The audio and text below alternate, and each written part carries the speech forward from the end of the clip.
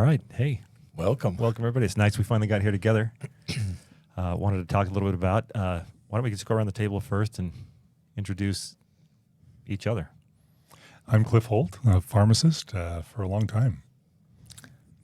Okay. I don't know what to say, guys. Coach me out here. Well, you say pharmacist. Tell us a little more about that, what that involves. And you've been doing this for, I understand, about 30 years. Yeah, more than that even. So, Cliff Holt. I'm a pharmacist. We've lived down in southern Utah for 15 years.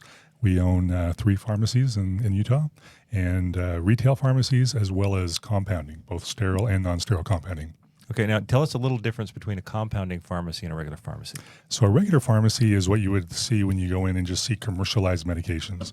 And in my stores, we have about 3,000 different meds that are made by drug companies. And we find that doesn't really work for everybody. And so when we compound, we can make a customized medication according to what the provider wants for the patient, different dosage forms, different strengths, different ingredients.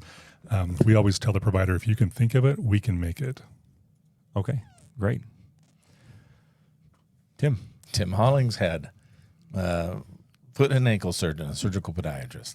Okay, but that's not all your career. Your career branched out about 2 decades ago into some other crazy stuff. I did retire early from active practice and went into speaking on a national circuit, basically teaching hospitals, insurance companies, and doctors how to mitigate risk through patient-centered, focused practice. And then from there, it went into some other consulting things, which eventually led me into the health and nutrition field, where I've done quite a bit of work in formulating, sourcing materials, and manufacturing. Of what types of things? Mostly healthy things, Yeah. things to drink, consume, things that help with your overall well-being, physically and mentally. And then I also I did a bunch of research and wrote a book and a program to help people overcome certain habits in their lives. Okay, great. Now, when you say sourcing, I've seen some pictures of you in very exotic places. Yeah, so I've been to Panaca. That's a small town in Nevada. No, you've been to other places than that. Yeah. If it's a third world country, I've probably been stomping around in the muddy waters there. I've sourced materials from South America, Mexico. I helped build a plant down there to manufacture and process nopal juice, and then I used to live in Brazil. I've done a lot of work in the Amazon with acai and some other fruits from that region, as well as Asia, in India with coconuts, Indonesia, Singapore, all over, in China and Korea, South Korea. Middle East, just if it's an interesting nutritional element that has something that can help with your health, we try to find the right farmers and growers and then figure out how to create a supply chain and get it here to the U.S. Okay, great. I'm Rick Sorensen. I am a physician. I graduated from college with a degree in psychology.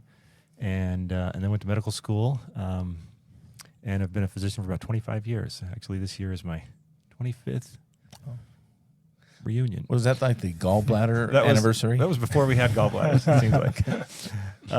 No, so I'm a physician. I still actively practice in emergency medicine.